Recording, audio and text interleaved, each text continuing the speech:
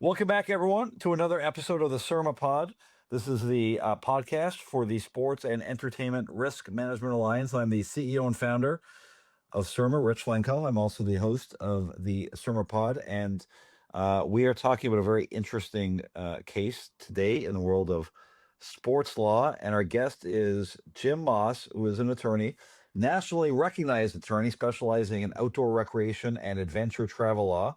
He represents guide services, outdoor program operators, gear manufacturers across the US and internationally. He has tried many recreation related cases, authored multiple books on outdoor risk management and liability, and serves as the U.S. representative to the UIAA Legal Committee. And he publishes legal analysis and commentary at recreation-law.com, one of the leading resources in the field, and has climbed many high peaks. We were just talking about the highest. Perhaps he'll tell us that at the end. Jim, welcome to the show. Hi, thank you for having me. So let's talk about this case because in January of 2025, two experienced climbers attempted a winter ascent, a winter climb of Austria's highest peak, Grossglockner. During the climb, one of the climbers became hypothermic and incapacitated. She later died of exposure. Jim, prosecutors have charged her partner and climbing companion with grossly negligent manslaughter, alleging that his decisions, including leaving her to seek help, amounted to criminal conduct. So lots of interesting issues here about duty, assumption of risk, responsibility, and whether the criminal justice system has a role when extreme outdoor environments, what the risk associated with that. So tell us anything about this story that we're missing that our listeners and viewers would benefit from that I haven't summarized. Well, first of all, probably the biggest thing is they were dating. Male guide with experience. His girlfriend, who was the one that died, did not have that much experience. They took off at the wrong time. Um, when they got below the summit, at some point, she was too exhausted to continue. What you do then is you turn around and you go down the mountain. The male guide left her there and went up and summited the mountain and then came back. Well, of course, she was in worse shape because of the altitude and trying to stay warm when you're just sitting and not moving is very difficult. Um, and then he could not rouse her. She could not move. And so he left her. Um, and then, according to the prosecutor in the case, several hours later, 1 to 2 hours later, he made a what we would call a 911 phone call, but a phone call to get rescue. And then the prosecutor who got his phone record says that after he made the one phone call, he turned his phone off so he could Mm. not be communicated with again. So when rescue personnel got to her, she had died uh, waiting for rescue.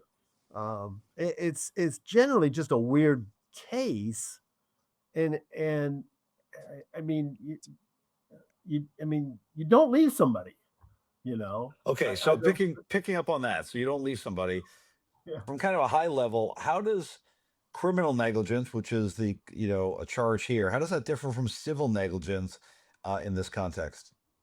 Well, we've got a couple different things that we're playing with. One, we're dealing with EU law.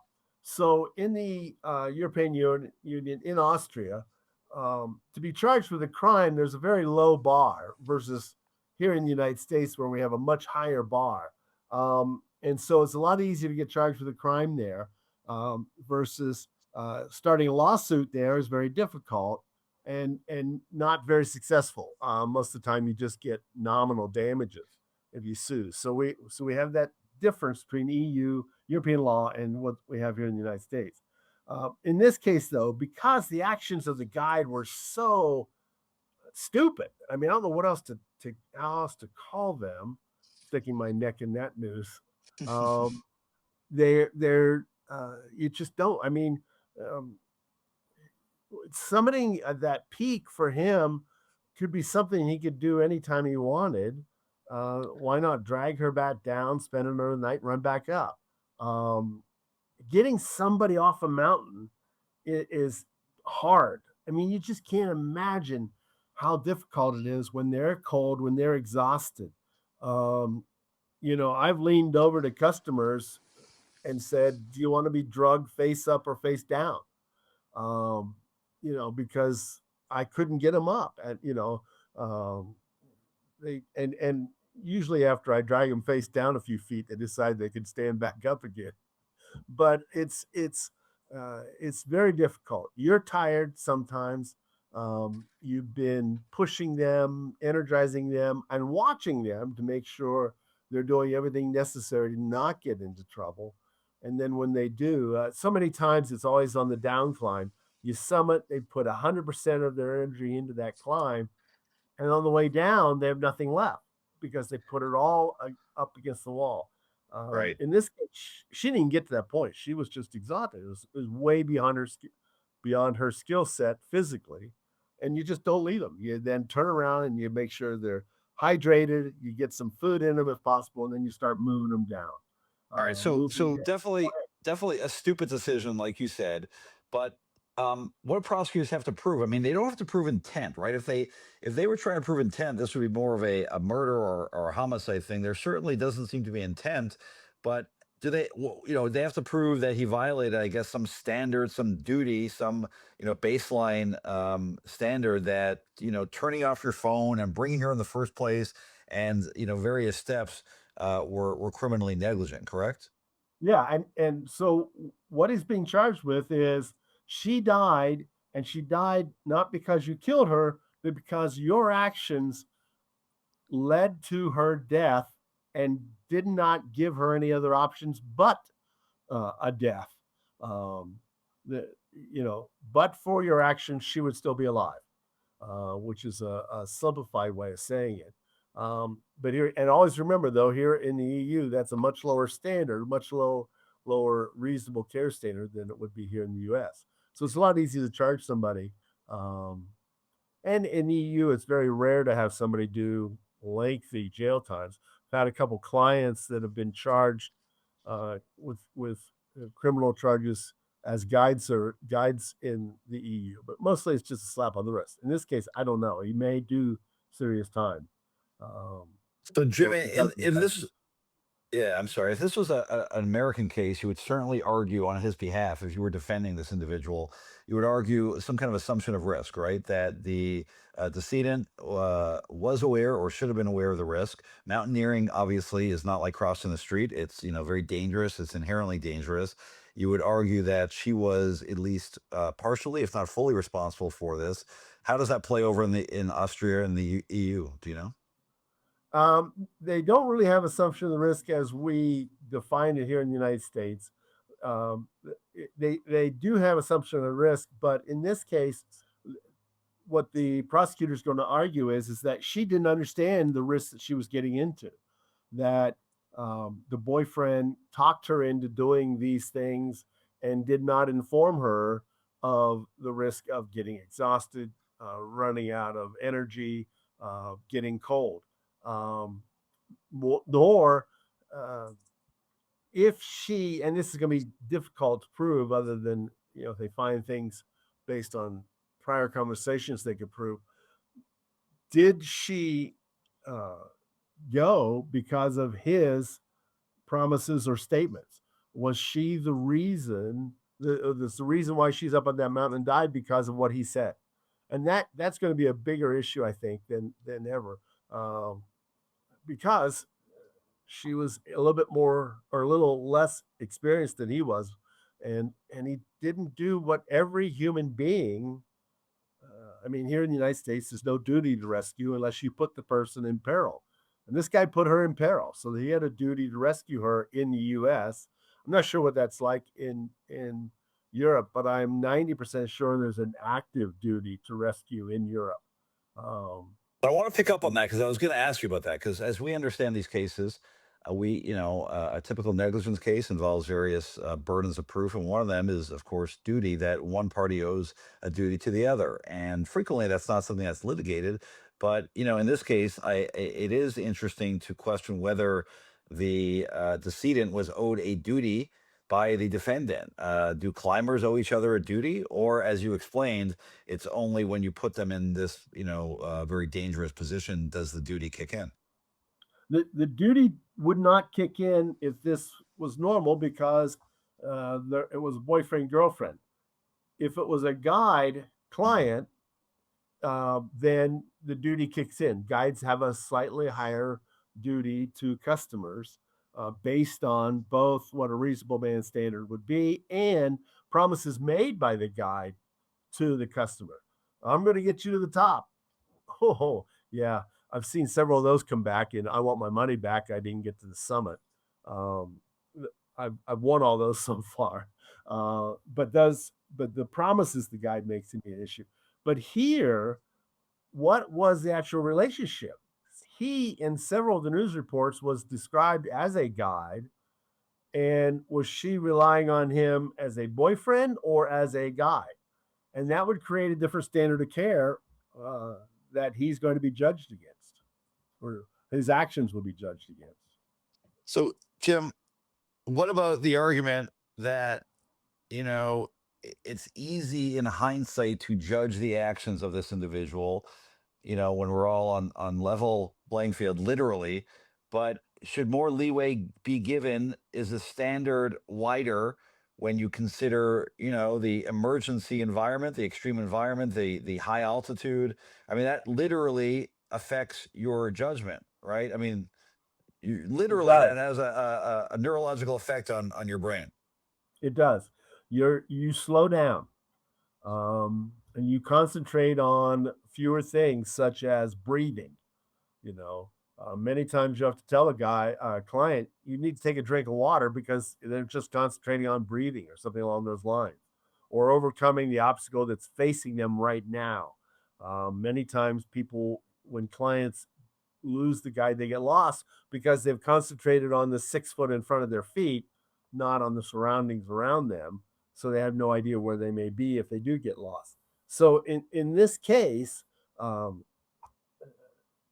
there may have been that issue, but more importantly, though, it's because he did not act. He had cell phone service all the way up and down the mountain. In fact, there's now cell phone service up and down Mount Everest. Uh, and so he could have called, and there are several photographs of them on the mountain. People could see their headlamps. And so not calling sooner, and when after he did call, not keeping his phone on so that he could provide additional information to the rescuers, I think is what triggered a lot of this. Um, that seems almost intentional. You turn your phone off. Well, you know, I they had better cell phone service than we have in Colorado in most cases. So turning your phone off in Colorado makes sense because there's no bars, there's nothing there. Once you leave the I-70 corridor or the bigger cities in the mountains, but he turned his off when he had cell phone service, and none of the news reports say anything about his battery dying or anything along those lines. But when your main communication, your main rescue source is at 911, you'd think you'd take a spare battery or a battery charger or something to deal with this. And so that adds a component to this story um, that I think turns it from assumption of the risk, um, duty of two people going hiking versus a greater duty. I had a duty to rescue you because I told you I could get you up, maybe get you down. So, to your point, Flamberger, who's the defendant, said that, he thought that the rescuers had understood that he needed help. He also said that he thought that his phone would vibrate if he received an incoming call. It's unclear exactly, the accounts of what happened on this last fatal call are a little unclear. Um, but how do you see this case? I mean, if it leads to a guilty finding or the mere fact that the prosecution was brought on in the first place, kind of bigger picture, how do you see it affecting how guide services handle these kind of climbs, how they draft waivers, how they structure risk disclosures?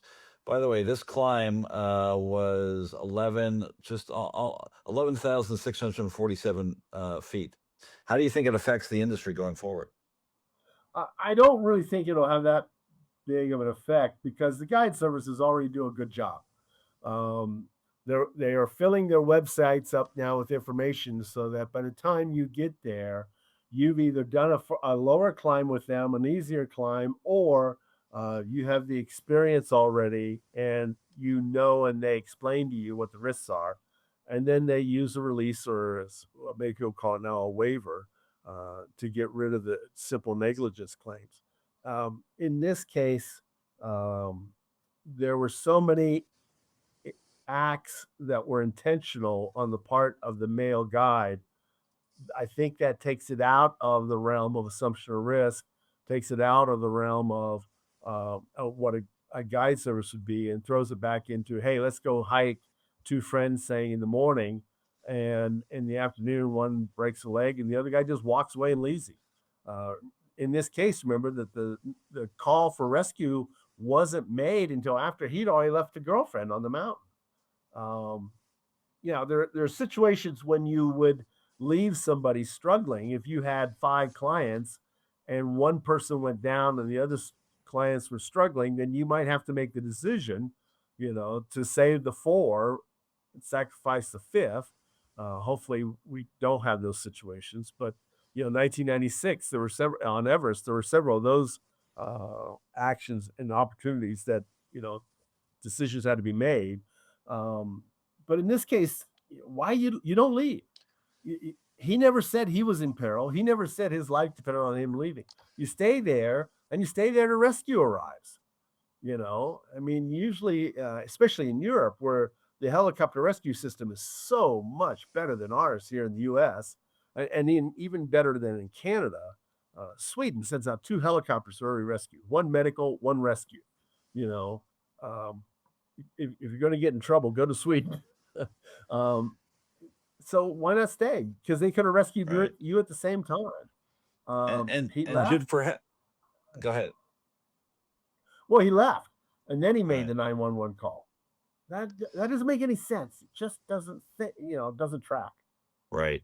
And as I understand it, I mean, it wasn't really any one decision, right? I mean, it was the compounding of all these really bad decisions because as I understand it, it's not that unusual to, leave someone and descend alone for help. But it was, everything that happened the day before, all of these other things compounded to make, to lead, I think, to this prosecution and lead to these charges.